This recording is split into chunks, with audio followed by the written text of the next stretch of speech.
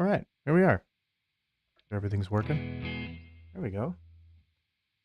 Welcome to the TeleDynes live stream. Gonna hang out and talk about a couple things and answer a few questions that I've seen over the couple since the last video.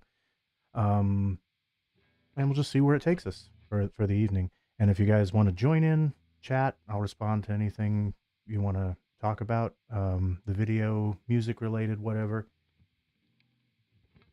So we'll talk about the song just a little bit. You know, it's one of those tunes that, you know, was a kid in the 80s, so the first time I heard Mr. Sandman was, of course, from a movie. It was Back to the Future, which is actually, that's the Four Aces version that everybody hears right when Marty comes into Hill Valley there.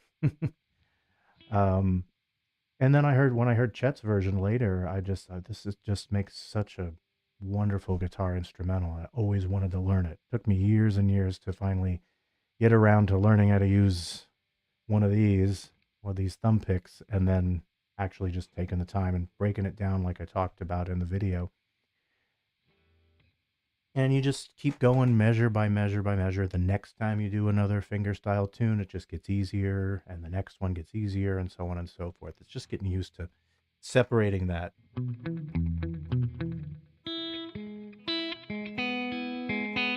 You know, and using that thumb pick, which if you look at anybody who's playing, the one thing you'll notice is they always keep their little finger anchored down to the pick guard, and that's just considered proper technique. And it does help keep better coordination. It does help you out with better coordination when you're trying to learn how to finger pick. So yeah, this video took a little bit longer to release than I wanted.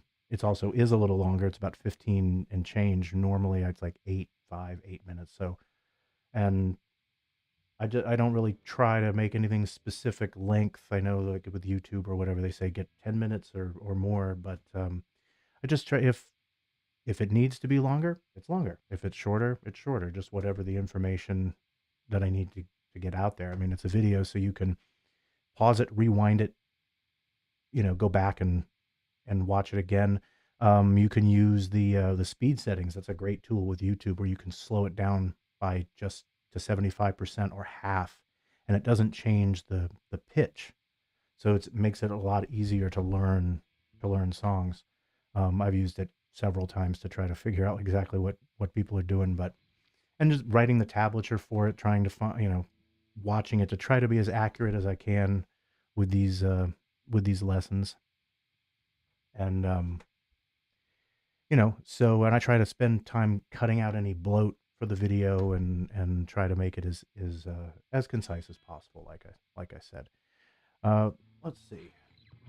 So, yeah, as long as it needs to be. That's right. That's right. Yep. Um, don't try to add or fill it up in any way.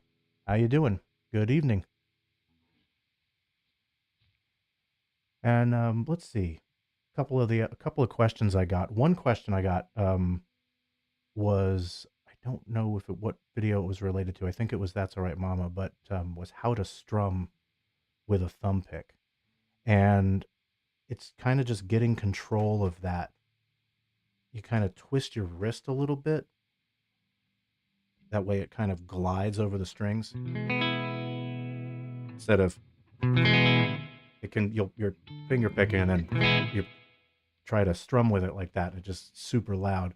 So that's the way I usually do it. And if you watch Chet, he kind of does that a little bit too. It just gets because these things are quite thick. They're kind of like jazz picks or bass picks. And there really isn't any other thickness for these kinds of things. I mean, you can get you know, like banjo picks, and they do make a kind of thin. It almost looks like a regular guitar pick attached to a thumb pick. They don't have the firmness that you need to really get the finger picking thing. And the two main brands I've always found is Dunlop and the National brands. I guess Chet Atkins used National, and then I don't know when Dunlop came into the fold. But Tommy Emmanuel uses the Dunlop mediums, and they make medium and large. I don't know if they make small, but they medium seems to work for me. Large, you don't want them too loose, but if medium's too much, then it does tend to cut off circulation at the end of your thumb, and you get what Jerry Reed used to call blue thumb from playing like this. But yeah, that's that. And the other thing, just to touch on it a little bit here, is someone had asked about the settings that I was using for the delay pedal. Now I did a video on a demo on it. I just used the Mystery Brain delay pedal, which is by Nocturne. I've tried all different kinds of pedals, and this one seems to have the closest to what, that Space Echo back there. And it's reliable and can just attach to a pedal board or whatever. Let's see if I can get this to show you here. So this, let's see, under me is let me see, let me just get the desktop only so you can see right there. That's just the preamp for this pedal, and then you have this boost, the echo on and off, and the bass cut is what it is. Preamp volume, that is what kind of imitates that chip that's in the Space Echo, is what really gives it the unique tone. But this is kind of the setting that I use. Unfortunately, there's no lines or dots or anything to really indicate where to set it. A bit dusty, huh? But yeah, this is the overall volume of all of these settings. The repeat, how many delays you're going to get, and then the time of how long in between. So this right here is pretty quick. If you want to get like that longer delay, like the Setzer Sleepwalk thing or whatever, you just turn it to 180. And it's pretty sensitive too. Is just a little bit of adjustment will jump from that really quick delay to incredibly long. And this thing right here is kind of imitates, the tape drag. And what I've noticed is that if you're playing something with a longer delay and you have this on, it'll sound like a really out of tune warble. It's not a pleasant sound. So I usually just click it off when I have the delay any longer than that. Unfortunately, like the real deal. Oh, let's see if I can get. There it is. This thing has the line, the marks, so it's easier to see, and this is pretty close to imitate, for the setting for the other one. So they're both pretty much the same there. But I don't know, it's a different thing. Which this setting is pretty close to the I don't know what I did with it, but the Roland Space Echo one. That's based off the 201. I showed that on the last stream too.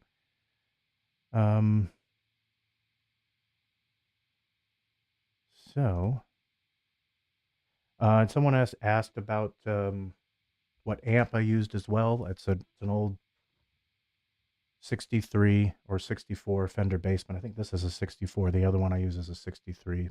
Pretty much the same thing. And either whatever this guitar, the other Gretsch guitars, or I have a Telecaster too. I'll play that through it as well.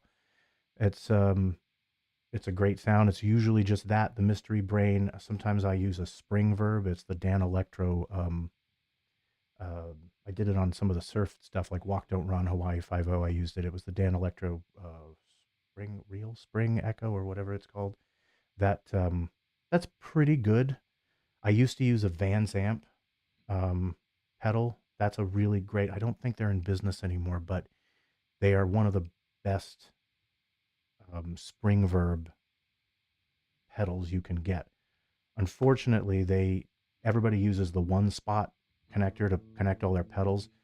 The Vans amp one uses a 12 volt, so you have to have two separate plugs, and sometimes depending on where you're playing can create a weird like 60 cycle hum and a buzz that comes through your amplifier. It's a little bit annoying. So I wanted something that was easier to deal with. So I got the spring verb. The only problem with it is that after you're done with a tune, like you hit a chord, and you're like, if you click off of that spring verb, the reverb just cuts. It just goes away. It's completely digital. So there's no way to it doesn't decay naturally if you shut it off. So you kind of have to wait for it to die down, then click it off, and then you're better off that way. And that's it. I just use the standard Boss. What is it? TU3, like the tremolo occasionally when I use that, and that's really about it. And I try to keep it as straight, direct as possible because I don't want to have the more things you add into the mix, the more chance of problems and so on and so forth. I did use the Space Echo on a gig about a month ago or so, and man, I put two basemans up, had that connected stereophonic. That was a sound. That was pretty cool. Um, but not not again. It requires a lot of work getting that thing to operate properly. You got to make sure all the parts and the tension springs are there. It's very it's cool to work with when it's working. Man, it's a sound, that's for sure. I love it. Let's see what else. What else can we touch on here? Well, I got a couple of videos coming up soon. Um, the next thing is, of course, I talked about it last stream, doing a history of Fender Bassman. I'm gonna start with that because it's the amplifier I have and I'm the most familiar with it. Just talk about where it came from, the history of it, bringing it up to at least the blonde Bassman era, and then it goes into like the silver face era and stuff like that, which I'm not really going to get into too much because that's kind of when it switched and went over and became primarily a bass amplifier, because by then you had Marshall and the twin verbs for Fender and the deluxe and everything else, and there were a lot of other boutique amplifiers and other companies coming up and had plenty of competition for Fender, plus and Mesa Boogie and all of that too. So, and then you had what's the main bass amp that everybody uses, the Ampeg. Um, I mean I love the Ampeg, or the what's the SWR is a great. That's what I have when I play upright. I usually use that, or a Mesa Boogie 215 is the new one. I forget the name, the model number, but that thing's great. Um, the 410 with the bass amp is great, or the 215. I mean, they both sound great. Um, so yeah, I'm gonna do that, and then I'm gonna start a full series. I'll try to get a video out once a week on this, just from the very beginning of guitar playing all the way as far as I can take it, and just have just start off from, if you barely know anything about the guitar, the best way to start, what scales to start practicing, what chords to start practicing, how to read tablature, how to read sheet music, um, some theory, of course, get into that, and that'll be something that I'll add to the channel, as well as more live streams, podcasts with other local musicians around the New England area. That's something that is a work in progress as the channel continues to grow. And no, I thank everybody for all the support that I get for on the channel, the views, the likes, the comments. I definitely appreciate it. And I know there's a few of you out there that have subscribed to the Patreon. Thank you guys very much. Um, and that is also available. You can check all that up in the descriptions and everything else. And I'm trying to eventually, get to the point where I can produce content more frequently. All right. Well, I mean, that's really about it for now. I'll keep it. As more people join over the months that we do this, and any questions or whatever, I'll try to address them in this fashion. That way we can do it in real time and have a dialogue back and forth with the community. And we'll just kind of keep it short until we're able to extend it further down the line. All right, I appreciate it. Thank you guys again for supporting the channel and watching the videos, and we will see you guys next time. Have a good one.